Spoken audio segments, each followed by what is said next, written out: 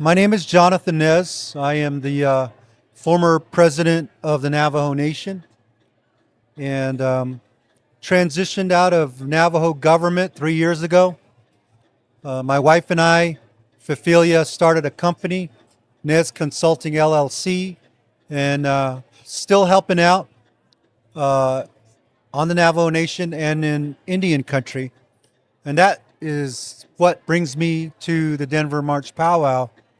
Uh, One of our clients is the Physicians Committee for Responsible Medicine, and we bring to them kind of a guidance on Native American communities and health and wellness. Of course, health and wellness could be a lot of things, but for PCRM, the Physicians Committee, it's about looking at plant-based eating. And as many Native Americans, indigenous peoples know that we are a majority, used to be plant-based eaters, Uh, we would occasionally have meat because we would have to catch the animal to consume it. And sometimes, you know, uh, meat wasn't plenty um, in the old days. And so a lot of it was relying on fruits and vegetables. And the thing that we appreciate about the Physicians Committee is their focus on plant-based eating. And we are teaming up with them today at the 50th annual. We are teaming with them today on the 50th annual Denver March Pow-Wow to bring the indigenous perspective of nutrition. Thank you for watching. Please take a moment to like this video and subscribe to our channel if you haven't already. Every like and subscribe is a free way to support us, expand our reach, and plant new ideas. And we do have a booth here. Many of our PCRM friends are here as well, and we're just getting the message out. And there'll be some presentations throughout the powwow on indigenous foods. We do have our good friends, that are chefs, Walter Whitewater and Lois Ellen Frank, who are going to prepare some indigenous food dishes using the three sisters, corn, beans, and squash. And we're going to also share our experiences in Indian country on promoting health and wellness, and in this case, indigenous nutrition education. And for me personally, I grew up on the Navajo Nation without running water or electricity, uh, being in the outdoors. I mean, right now, when I look back, and I'm over 50 now, looking back, I wouldn't trade my childhood for anything. I mean, it was taking care of the animals, having farms, a lot of physical activity, and eating what we raise and what we grew. And today, I think we all recognize too that there is a lot of unhealthy foods in our supermarkets, everywhere we go. At each corner of the street, you'll find some unhealthy foods, processed foods. And what we're trying to do is just re-educate our brothers and sisters in an Indian country that we are the first peoples of this land. And with that, there were first foods in this land as well. And to begin to incorporate those foods back into our dishes at our dinner table. And I'm hoping that people will go away from these presentations here with a different outlook on their own health and well-being. I think there needs to be a larger national discussion. And I think indigenous knowledge and indigenous wisdom could be shared to the greater United States, the Americans. Um, we Indigenous peoples pride ourselves on being stewards of the land. That also means sharing our own intellectual wisdom about foods and taking better care of our bodies. And I think there's a large movement in this country and throughout the world where people are demanding healthier foods. And I think if Native American Indian country takes advantage of that, I think we could be able to provide healthier foods, uh, not just in our tribal communities, but all across America. I say that because people are demanding uh, better foods in our supermarkets, even non-GMO foods, um, no medicines or pesticides in our foods. And our indigenous seeds, our legacy seeds, have been handed down from generation to generation. No manipulation of genes there. It's just pure food. And if tribal communities with large land base take advantage of that, I think we could be able to produce large scale indigenous foods to first feed ourselves, feed our people. That's true sovereignty. But at the same time, bless others off our tribal communities. I think that's the vision for many tribal leaders, that true sovereignty is not only the ability to help yourself, but to bless others around you. And I think food, our legacy seeds, our indigenous foods could do just that in Indian country. So it's great to be here at the 50th annual Denver March Pow-Wow to celebrate indigenous peoples and also celebrate health and wellness in Indian country, because there's some great things happening all over the country in Indian communities, and they're retaking their health, pushing back on all these unhealthy foods. And tonight's presentation will also push back on what people perceive as the traditional food of Indian country is fry bread, but it is not. You know, Fry bread originated from during the time of the removal of Indians from their lands to reservations.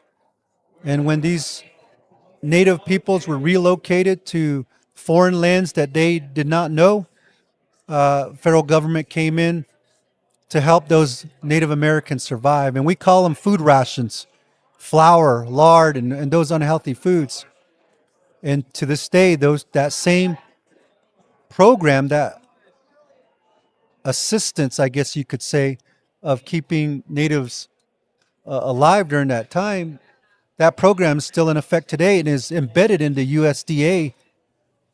And it's called the Commodity Food Program, or it's called the Food Distribution Program, where we see a lot of processed foods coming into tribal lands. But tribal leaders and native citizens are pushing back and saying, we want healthier foods. We want our own foods to be recirculated into our communities.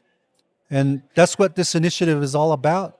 And with tonight and tomorrow's presentation here at the Denver March Pow-Wow, I'm hoping that a larger discussion will begin at the dinner table in homes all across Colorado and all across Indian country and all across the United States of America. We see high rates of diabetes and cardiovascular disease and cancers, and many of it can be correlated from the foods we eat. But it is time to take back our communities and demand that we have healthier foods on our plates, because we want to be able to be around for our children, our grandchildren, and to also see a healthier America. And I think we all can agree that we want to see a better United States of America into the future. And as we say in Indian country, 7 generations and beyond. This podcast is brought to you by B Micro, organic freeze-dried microgreens for easy, everyday nutrition. Sprinkle them on any meal and enjoy the benefits. Shop now at bmicro.farm and use PLANT15 to save 15% off your next order. And you had a major health transformation.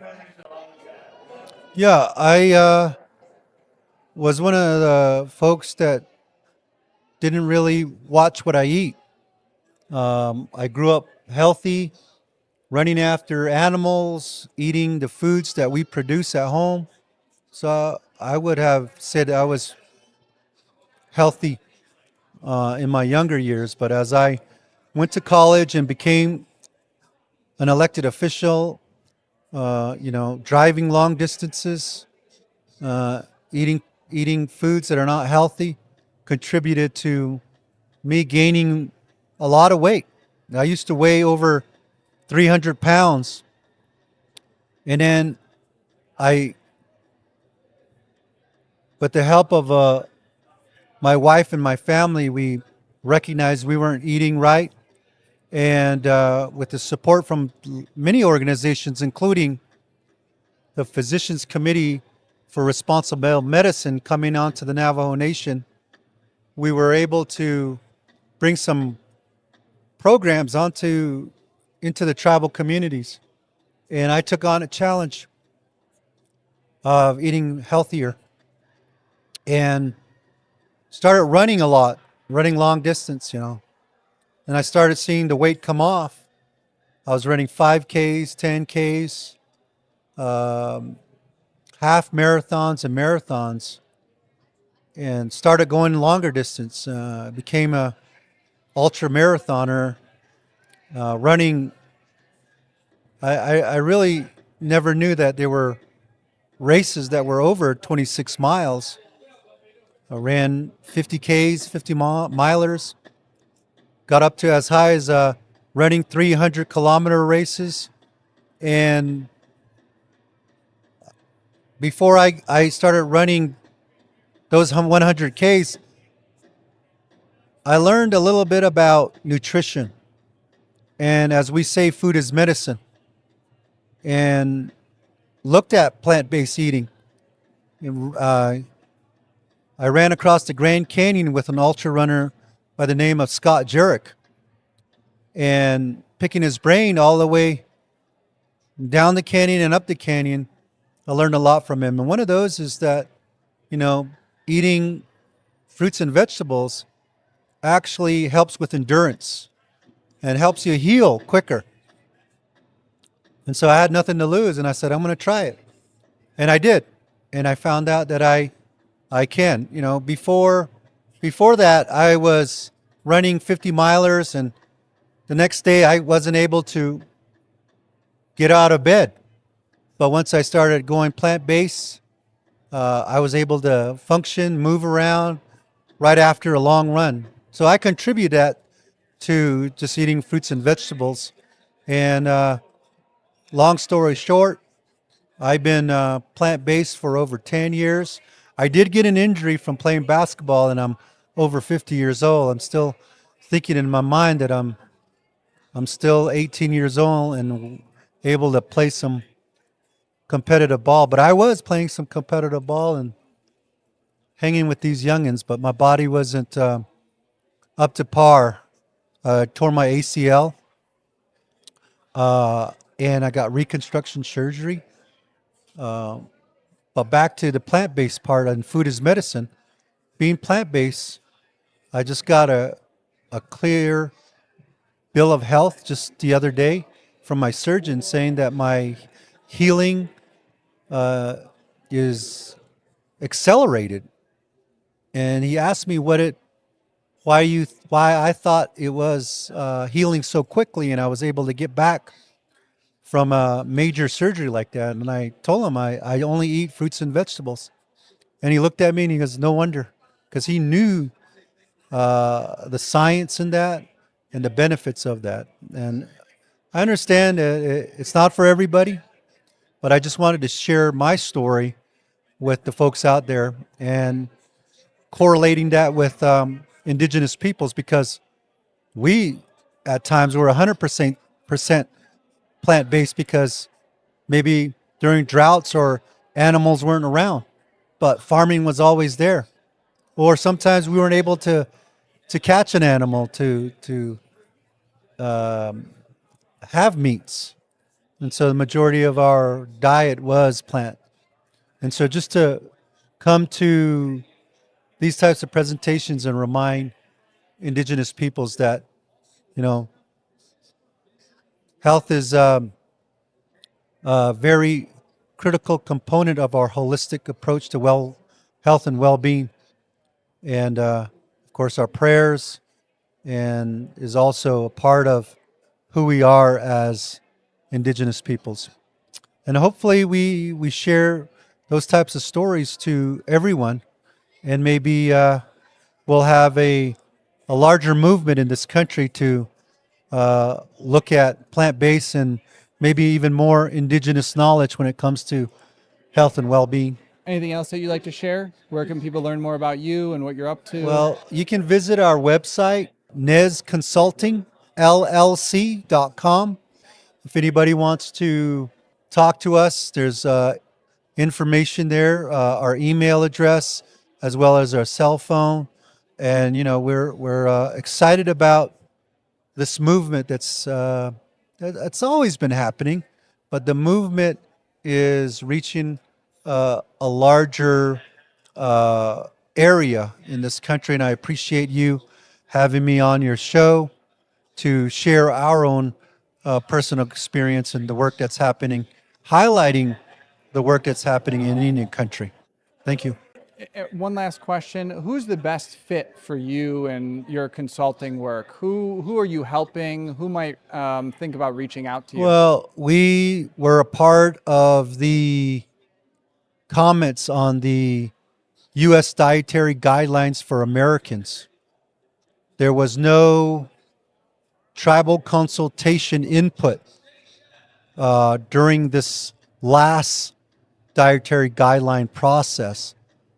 But because of knowing so many tribal leaders and encouraging them to interject into that process, we were able to put comments in there sharing the great work that's happening in Indian country, and also to demand healthier foods in our schools, in our senior citizen centers, and all these, because the dietary guideline sets the standards for foods that are offered all over the United States. And we need more of the three sisters, which are corn, beans, and squash. And I appreciate the last administration who actually elevated lentils onto the dietary food group. But of course, there's a new administration in town, and we'll see what that all entails with Make America Healthy Again. But what I've seen lately is a lot of the same policies and the same guidelines are being proposed. So we'll see how it goes. It's fresh, it's new, but what we do in our work is at that level as well, at the national level, and then we also do work in the communities by doing nutrition education classes. My wife is going to be an instructor soon on nutrition, and we're helping out tribes all across the country. We were in Shakopee. We talked with the Shakopee Nation. We were in Minnesota, and we're speaking at the Oklahoma City's Tribal Health Professionals Conference, and just getting the message out one day at a time. But we're always there to continue to elevate health and nutrition. And I know it's a very difficult subject to talk about personally, but there is also a need for that discussion to happen at our homes We need to clear off the dinner table from all those books that are sitting there and come back together and have a home cooked meal together and begin to talk to one another like we used to, uh, and to talk about our own health and well-being so that we can be around a lot longer for our children and our grandchildren. So thank you so much. Thank you so much. In other news, because of GMOs, monocropping, and soil depletion, Americans are not getting enough nutrients. That's why in 2018, I founded B Micro, the first freeze-dried microgreens company in the US to help Americans get more natural nutrition in their diets. Microgreens are a phase in the plant's life when they're just 14 days old and naturally the most concentrated in vitamins, minerals, and unique antioxidants. Our microgreens are all grown here in the US and certified USDA organic and regenerative organic. We grow, wash, and freeze-dry them to extend their shelf life from 1 week fresh to over 1 year, allowing us to ship anywhere in the US without the worry of spoilage. We have 2 flavors, broccoli, backed by over 2,000 studies on sulforaphane for its powerful detox benefits, and a blend of broccoli, radish, and red cabbage, our most powerful detox formula that we've tested, giving you the most bang for your buck. Easily sneak these into any meal, eggs, pizza, pasta, or even your kids' mac and cheese. We have whole leaf, powder, and capsule options, so you can choose the way that works best for you. Use code PLANT15 to save at bmicro.farm. Who are you working with? What brings you here today? We're actually here with a Physicians Committee for Responsible Medicine. They're a nonprofit out of Washington, D.C. But myself, my husband, we work with Nez Consulting LLC, which is our own company. Okay. So, yeah, we have a contract with them, and we do their Native American outreach for plant-based nutrition education. And share a little bit about your story. Kind of what's the high-level view of maybe your life and what brought you here today. Yes, so I grew up on the Navajo Nation, very traditional lifestyle growing up. We did not go to, we were far from supermarkets, convenience stores. So a lot of times we grew our own food. And so we had large fields. And a lot of my aunts, my relatives, that's what we did. We lived just not too far from Hopi reservation, so there was a lot of bartering that happened between us and them. So both tribes, we still grew, they grew beans and corn, and we had corn and squash and melon. So it was just like a lot of sharing and helping each other. And then, of course, we had livestock and firewood. So we used to go share seeds and all those kind of things. And so that was how I grew up as a child on Navajo. And then, of course, I went through the boarding school, K through 8 public school, and then it wasn't until I got into the university I took a course called Politics of World Hunger, and that really opened my eyes to all the institutions, the whole what do they call it, that triangle between politics, the economy, and all of that, right? And so but it wasn't until we met PCRM, and that was through my husband. So he was a council delegate for a few terms before he went into the vice presidency and presidency of the Navajo Nation. And so when he was still a council delegate, probably 15 years back now, and he was always an advocate for health and wellness. And that was so we did a lot of youth development programs. And so it was through there he started, we used to do a lot of activities with him, biking, hiking, running. But in the process of being a council delegate and holding 2 elected positions at the same time for him, I mean, he gained weight, right? And it was in 2012, and he'll probably tell you this He story had a huge too. transformation story. So he got to meet PCRM around the same time that he was also running ultras, and so. But it was through PCRM, their partnership with some of the Navajo Nation programs, that really got him he went plant-based before the rest of us and the family. So one day he came back to the house, I remember, and he brought in a 55-gallon trash can.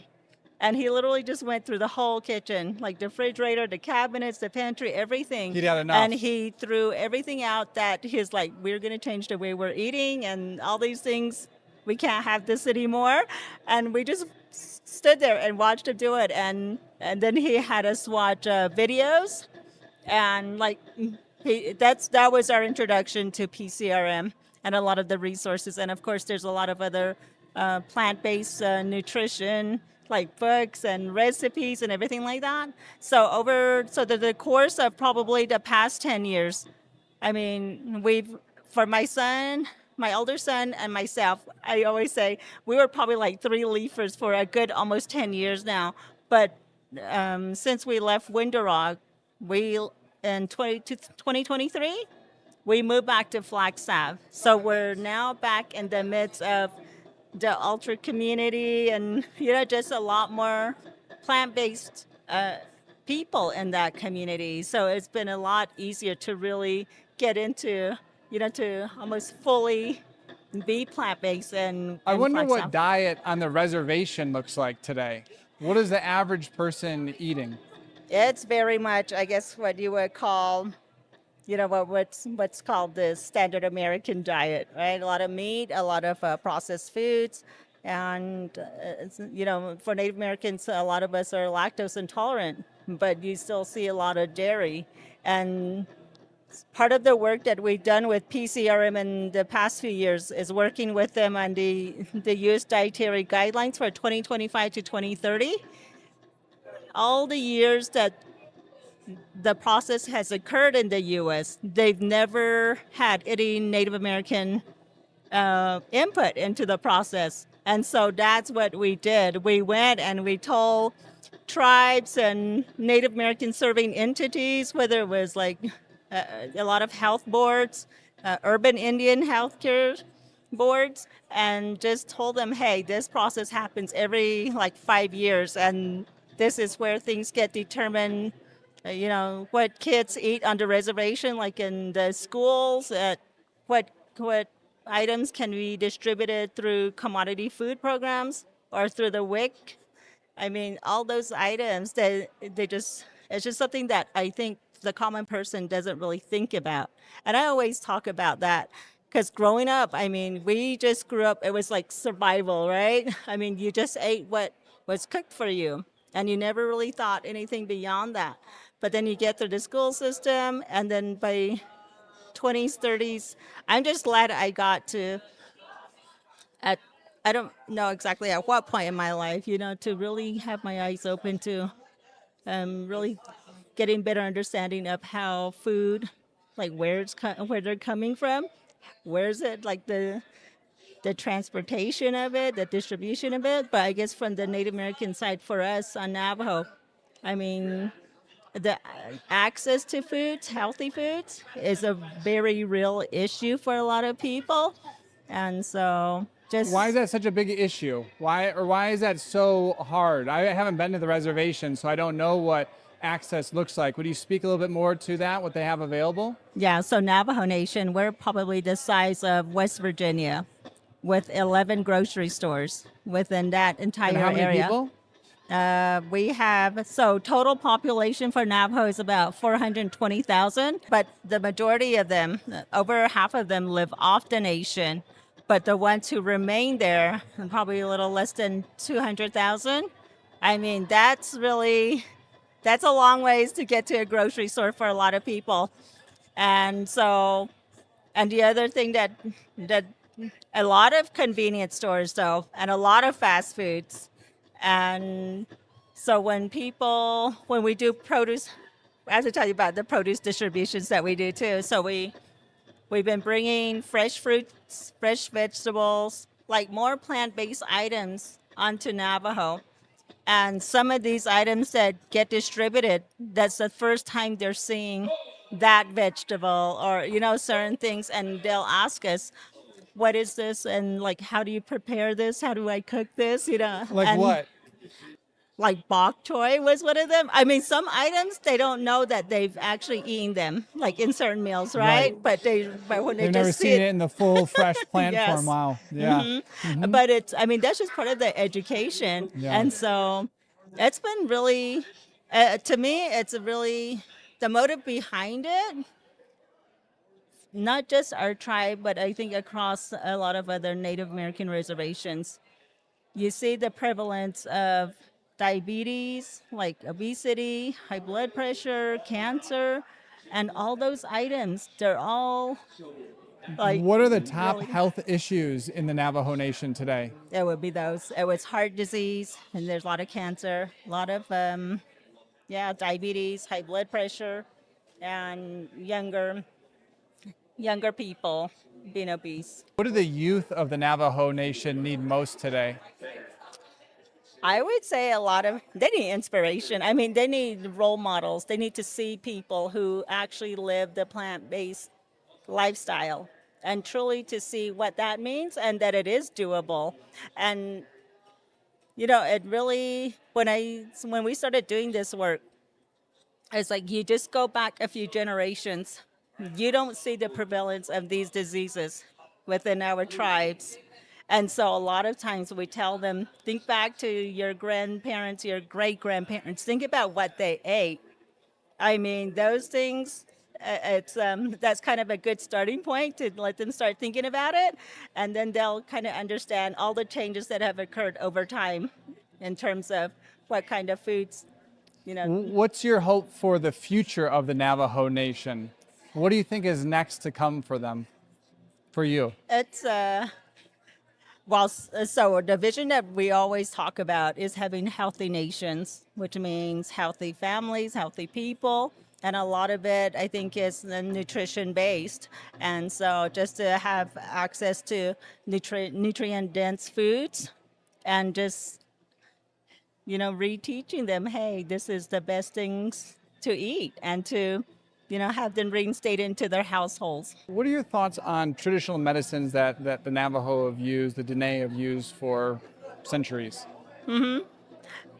That's something that a lot of it has been forgotten, and the people who still retain a lot of that indigenous knowledge is something that's very valuable. I mean, especially when it comes to medicinal foods. I mean, plants. Those all those items are really important. And doing the work that we did on the youth dietary guidelines, just going to different parts of the United States. I mean, almost every tribe that we encountered, they had something that they utilized that's just native to their areas that they still utilize for food, and of course for medicine too. And that was really amazing to see and to actually experience, because it's like you never see some of these things, and you're not going to see it as in a recipe in some cafe or restaurant or anything like that, or on a supermarket shelf. And so the people who carry the knowledge and they still prepare these to go harvesting them. I mean, that's just amazing that they have kept that going. Is there a plant that you feel closest to? Is there a native plant, herb, or food that you feel closest to? I would say probably sage for us in the Southwest. I mean, that's just something I think everybody tends to use. Yeah, I feel very close to sage. I frequently make a sage tea, helps me with my guts, very detoxifying. Describe the spirit of the sage plant. What is the sage plant to you? It's something that is there to. It's we always say food is medicine, but I think you can say the same thing about plants. And just I grew up with the Navajo understanding of, they show like a cornstalk, right? The like a drawing of it, including the roots and everything up, and the way they explained, the raising of children. That was the way they taught me that whole concept, because they were like, okay, when you get married, when are you going to have children, right? And it's like before you even put a seed in the soil, you have to prepare the whole environment, right? And you put it in there, and then it starts growing, and it's like it takes a lot of patience, a lot of, and to actually have it go to full harvest. And they're like, that's the same way it is with people, and in a way, it's like that. Nutrition is actually just one aspect of our. They're more like talking about holistic health, right? Having the right relationships with everything else in our environment, and to really discipline not just our physical selves, but also like mental, our spiritual aspects, all of those items. And that's just the way that we were taught. And so I always say in Navajo, we're all, we're born into a very structured environment, and it's a very positive environment. And it's uh, we still practice our kinship relations with our clans. So automatically at birth, you're already like somebody's aunt, you're already somebody's sister or somebody's grandma, and that to me just builds a sense of your role and your responsibilities from just right from birth. And so I think that's something that's so amazing. And then to be able to uh, you know to use that, the strength of that, to go back into our communities and to teach some of these items, and that's been a strong point for us. Describe the heart of the Navajo Nation. Who are the Navajo people today? They still practice lifestyle of humility. They're very communal. I think, like, we still think nobody's individualistic. It's always about thinking about each other as a whole, as a tribe, and no matter where we encounter each other, there's a lot of we have people that live all over the world now, and so to actually, even when we find each other at an airport or in some city, I mean, it's easy to spot each other out. So it's just a sense of that. I think knowing your clans it's really easy to establish relations through that. What's something that you think Western culture could adopt or learn from the Navajo that would be really useful for us today? I would say it's probably not, putting value in where to, when we say all our relations, right? We're talking about our animal relatives, our plant relatives. It's really seeing the worth and the value in just the entire environment and keeping it as, I don't want to say pristine, but keeping it safe and healthy, not to deplete or, like do things that are harmful to, whether it's to the natural resources that we have or to animals or to the plants Or to each or to each other or other, yes. ourselves? So it really extends beyond just the human race. What does prayer look like for you? Prayer, it's very grounding. And so for us in Navajo, I was taught early that, you begin and end each day with prayer. And it was really to discipline our mental state. And so when you start it was prayer and running. So we used to run, like get up before dawn. You're supposed to put in a run, and right at dawn, you have to stand out there with corn pollen and you pray. And I think that really gets you in a good state of mind. In Navajo, we use something called the Navajo Wellness Model. It's like the four directions are in there. So, like the east would be your thinking.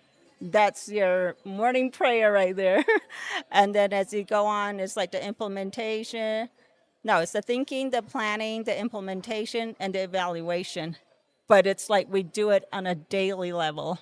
So you start the day, you already know like what you want. You're praying not just for yourself, but also for everybody else.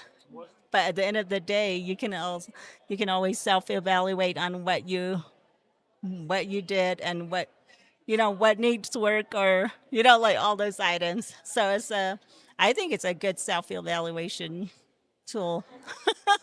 What does tobacco look like in the Navajo Nation? What's the Navajo's relationship with tobacco?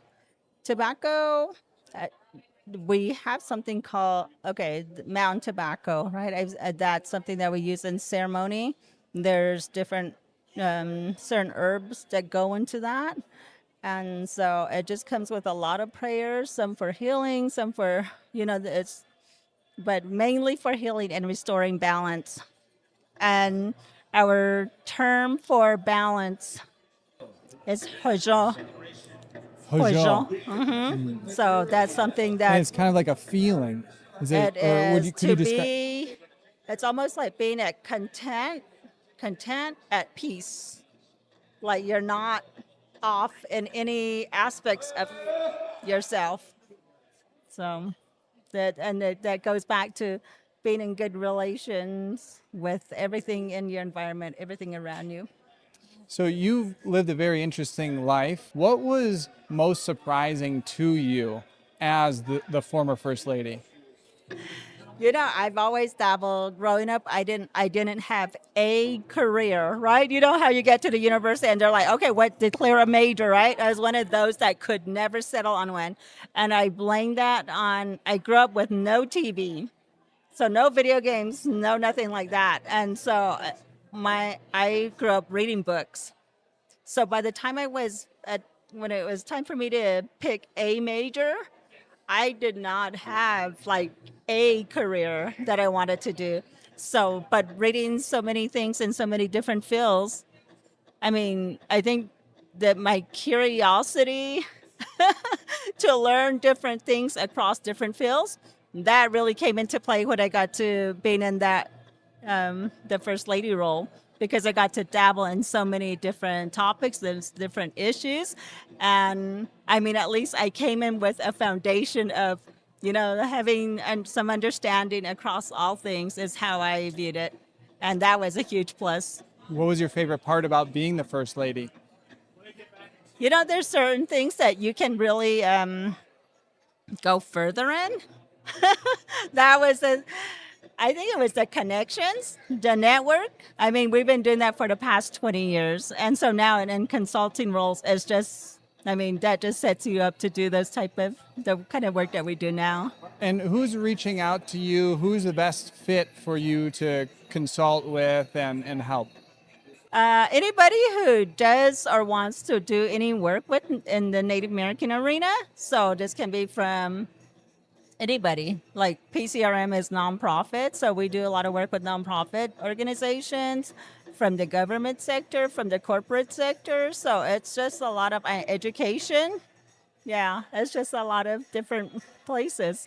Well, I have a great interest in helping to raise and amplify Indigenous wisdom and voices, and I would certainly appreciate any networking into your community, anyone that Oh, you yeah. think would be a good fit for me to sit with in this kind of a way. That'd be great. Thank Yeah, you. there's. What questions do you think I should ask your husband? He's up next. Oh, he has a lot. Definitely tell him to give you the story about how he ended up being 100% plant based as a Navajo in the middle of the reservation. Yeah, that's great. Because he did it, and Yeah. when we couldn't do it, I mean, I Wow. mean, we were doing what, like I said, 3 leafers, like the whole time we were in Window Rock. I mean, but of course, having kids, you know, like sometimes they still have to have their pizza or whatever. But I mean, but now, one thing I will tell you is this year, I'm going to be doing the Food for Life. There's certified instructor course with PCRM. So once I'm done with that in June, then I'll be able to start conducting the Native Food for Life courses. And all where through can the we learn country. more about that? Is that on your website or? Oh yes, there's on the website pcrm.org, and just search for Native Food for Life. It should be. There's other people that are already teaching those courses right now, but we're going to revamp the curriculum for that, and then I'll be there by fall time to be And as an instructor. what's it like supporting Jonathan and really being on the ride of running for Congress in Arizona?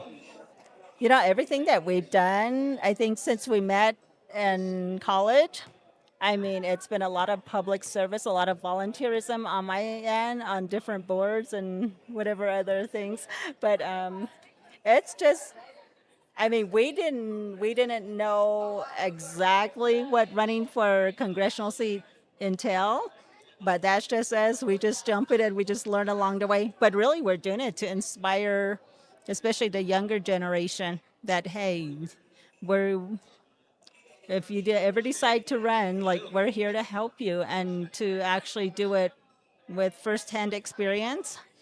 But the other item is, and this is probably a question that you can ask him and he'll tell you, but a lot of it, I mean, every tribal reservation, that's all trust land. So that's federal land. And so a lot of the items, when you're trying to develop it or you're trying to do any type of business or anything on there, I mean, you have to jump so many federal regulations and federal processes, and all those things can they only can be changed at the congressional level. So that's something that he wants. That's part of the driving force behind and find us. But then for him, it's like CD2 is 60% of the state of Arizona. That's a huge district. And there's 14 Arizona tribes that live in CD2. I mean, it's very rural, and we've been in that part of the district all our entire lives. And so to really advocate for everybody, not just people on reservations, but everybody in that district, rural, which is all rural Arizona. I mean, that's something that I think the issues that are involved there, what people care about. I think, yeah, I mean, What we would you- know it. Yeah, and what would you say is the biggest need of those tribes? It is water. I mean, you could say that for the whole entire Southwest. And then, of course, trying to do natural resource extraction in a more environmentally friendly way. And Is that's that like probably another one. is uranium one of those? Oh, yeah, we have uranium there. We have coal. We have, yeah, there's And definitely. are they able to do uranium extraction in a safe way? I don't think so. Yeah. I mean, right now they're hauling some of the uranium waste across parts of Navajo. So, yeah, but we're hoping that over time, with technology and everything else, maybe there will one day be a safer way to do something with it. Well, wrapping this up, is there anything else that you'd like to share, a message that you'd like to put out there? I do a lot of advocacy in early childhood education development, but I'm really hopeful that our younger generation now, that they would really have a lot more access to the knowledge that we have now, and just to get them on a better footing at a younger age in life, and then of course just to inspire them to do good things. Where can we point that youth to? Where might you encourage them to find that education, that knowledge, that wisdom? Education happens in the home, and then of course in regular schools that we know of. And I always tell Native, especially the elder and parents, grandparents who've never gone to college, they think that they don't have anything really valuable to pass on to their kids. And I tell them that's not It's the the right most way valuable. to think. It's like, no, because when I grew up, like my siblings and I, we were always told, learn everything that we're teaching you about your culture, your language, everything, like from the Navajo teachings, right? But they also told us, but you guys are go to school, like, Western education, learn everything there, because they were like, one is not better than the other. And they're like, you have to do both. And you have to excel in both so that you seamlessly can think in both ways and to operate in both systems. Beautiful. Thank you so much. I could spend, I think, quite a bit more time asking you questions. I really appreciate the time and the wisdom. And anything else that you want to share? Where can people learn more about your work and connect in with what you're doing? Okay, so under plant-based nutrition, I also serve on the Best Friends Animal Society, their board of directors. And being in this space of really getting the word out about going back to a lot more plant-based nutrition in Indian country. I mean, it also ties into just really taking care of the environment to really advocate for foods that are grown and harvested in a more sustainable way. And so that's something that I truly care about. And so, yeah, just advocating for animals aligns with that same in that same space. Well, there's so much more I'd love to ask you. I hope to sit with you again. Thank you. Thank you so much. Okay. See you, everybody.